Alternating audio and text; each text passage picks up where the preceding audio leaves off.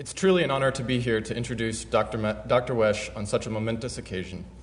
I first met Dr. Wesch in the spring semester of 2005 after enrolling in his course Religion and Culture.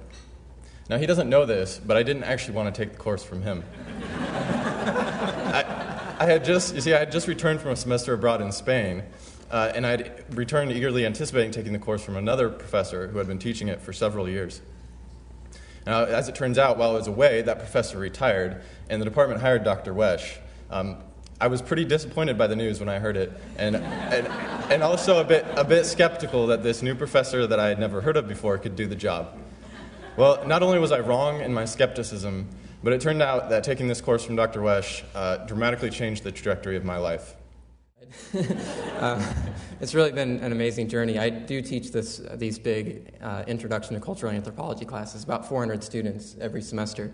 And most of the students come in, they don't even know what anthropology is.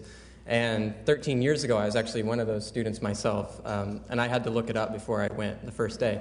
And when I walked in, I met the guy that he wanted to have as his teacher, and that was Dr. Marty Ottenheimer. And I remember, he spoke really smoothly and serenely, and yet he was constantly sort of launching these intellectual firebombs into the audience and blowing minds. And my mind was blown, and just like Kevin said, he's the one who sort of inspired this idea that it's questions that matter, not the answers. Because he didn't offer me any answers. He didn't even help me find my own answers. He helped me find new questions I'd never asked before. And so I was suddenly on this lifelong quest, asking question after question after question. And so then, soon after that, I became a TA for that class.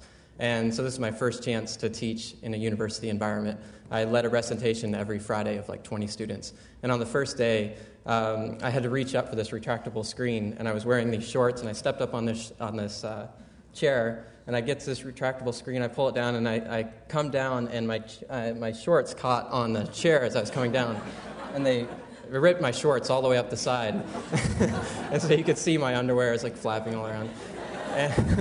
And I honestly don't remember anything else about that day, except that I remember this memory etched into my brain. Like walking home, I felt like I was floating home. I was having a peak experience. I loved everything about that day. Whatever happened that day, it was amazing, and I left that day knowing exactly what I wanted to do.